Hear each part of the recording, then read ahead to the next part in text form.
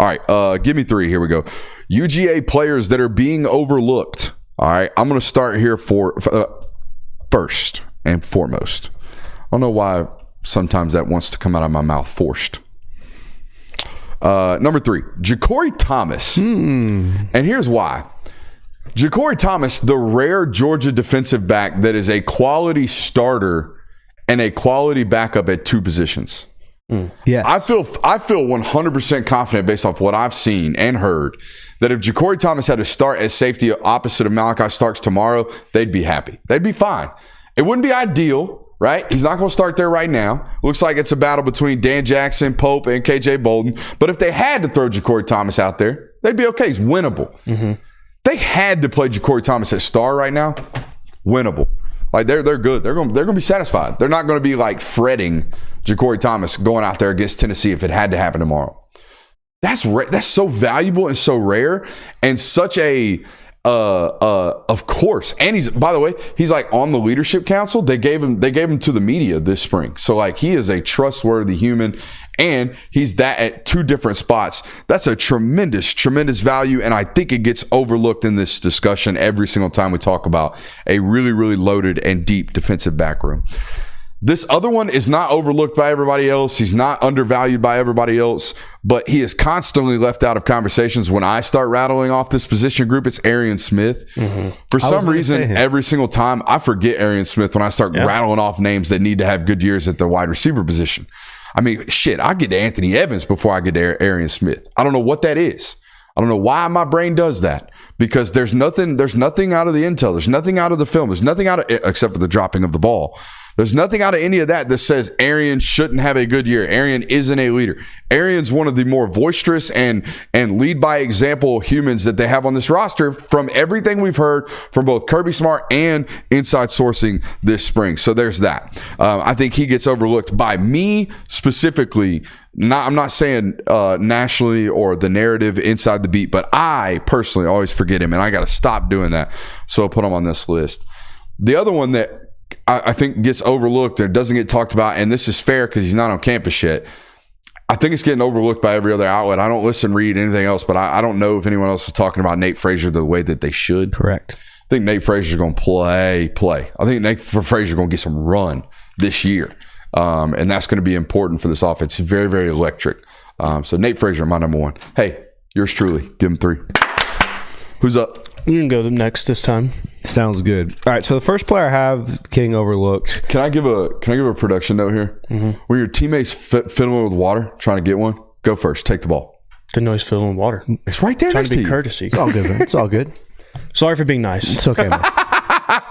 First one I'll give is he's not necessarily overlooked. He's a starter on this roster. He has been for many years. But I feel like in the wake of, this kind of, C.J. Allen's Roquan Smith Jr., he's one of the best linebackers we've had. Smile Munden has kind of gotten not necessarily underrated, but kind of looked past. I mean, he could very well be a first-round linebacker this season. So I think that kind of necessarily he hasn't been talked about as much as he should be. I got the pressure gauge coming up next on somebody in that room. Ooh, I like it. But no, I'm with you. Smile, just like watching how linebackers were drafted this year. I think people overlook how much a minor foot injury that he had to have surgery on this offseason kept him out of the draft. That's what happened. Yeah, that's why Smile's coming back. People will say it's NIL. People say he got a raise, whatever. That dude was a second-round draft pick. Everyone knew it off the tape. He wasn't, and what he was going to do at the combine had he been healthy. He just wasn't healthy. He played all year last year banged up. I'm pretty sure he told the media he suffered that like second or third week of the season and then played through it. And it really got worse right before Tech. I think it was Ole Miss. It got real bad. Ended up playing against Tech. And by the end of the year, his foot was in shambles. Right. So he played most of the year banged up, not even 100% himself. So yeah, people don't remember the 100% of him because they didn't get it last year at all. Correct.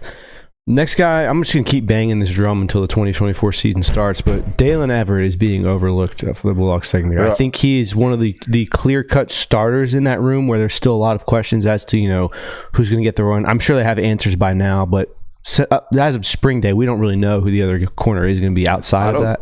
I don't think they're going to have answers on who's on the opposite side of him until like game 3. Yeah. Makes sense. But I think Dalen Everett is a guy that could very well have a great season and could kind of cement himself as that corner one for Georgia this year. And then the last one is for the same kind of reasons that you put Ja'Cory Thomas in. I think Dan Jackson gets overlooked. Dan Jackson's kind of one of those guys you can plug him in anywhere on that back secondary, whether it be safety, free, strong, or even star. So he's been there forever. He knows what he's doing. He's a great athlete. And I know kind of everyone looks at him as, a liability because, the sneaky athlete type thing. But I think Dan Jackson's a very solid starter. That dude's got 5th round Kansas City Chief draft pick written all over him. Especially after he runs a 4.38. Yeah, 4.38, 4.39. They're going to redo the turf in Indy this season, so I think he's going to run a little slower. Yeah, 4.4. Yeah, that dude's going to roll, and people are going to be like, oh my God. Then they're going to say, you've seen Dan Jackson. Mm-hmm. You've seen Dan Jackson. Yep. People don't realize how big Dan Jackson is, how much muscle mass is on Dan Jackson. Also, I have a theory. Every great athlete and every really, really, truly great football player I've ever taken photos of, they never have a bad photo in the catalog. Michael Williams has never looked bad in a photo. Never once. Never once have I ever been like, oh, which one am I going to pick? Because they all look great. Anthony Evans never looks bad in a photo. This guy right here, Dan Jackson, every photo I've ever taken of him, my God, dang. Holy shit, man. Wood. No, I'm just kidding. Too many jokes tonight. That was too far. But Dan Jackson, good football player. You couldn't even give me a pause. Hey, yo, y'all couldn't even. Y'all were straight to too much. All right. I mean, there's no pause. You just flat out said would. I would be friends with Dan Jackson. Oh, that's not what would. Heard he's a good guy. It's not what would means, bro. The chat gave me the pause that I was looking for. Go ahead. That was all 3. Yep. Oh boy, give him 3. Pressure gauge. Whoa! You were just saying go over to me. I am 1,000% rattled right now. Well, let me unrattle you. I never had these problems when I was by myself because I don't think I took as many swings by myself. I take far, far bigger swings with you guys in terms of the joke category because I want to laugh. I have a good time. It's good to laugh. And now I get you a little breather right here while I'll tell you my 3 players. I went wide receiver room 2, but I did not go Arian Smith. I went Michael Jackson the 3rd because I think he is the most overlooked player in this transfer portal wide receiver class. I think he looked good during the spring game. And I think specifically of how they used him in the spring game, if that's how they want to use him in the season, let's literally just give him the ball and see how it goes. If he gets 2 or 3 plays of that throughout the year, every single game, then I think that's perfectly fine. I think he could have a memorable season because if he has that small sample size, he makes some big plays. People are going to remember Michael Jackson this season. The second one, Damon Wilson. There was a lot of hype around him coming into the last year. I think this offseason what has happened is obviously Gabe Harris had a tremendous spring game. Michael Williams, obviously people are going to talk about him. Sam Mpemba. People are really wanting a breakout year from Sam Mpemba. I think the same can be said for Damon Wilson. I think a lot of people should be paying attention to him because there are so many names in that room and on that defense that people are really wanting big years out of. Damon Wilson, no exception to that rule. And then Lawson Lucky is my last one. I think Jurasic and Oscar Delp are obviously going to be the 1-2 punch there. They're going to get the bulk of the reps. But I think that Jaden Riddell coming in, he had a really good spring up until his injury. I think Lawson Lucky has kind of been shifted under those names.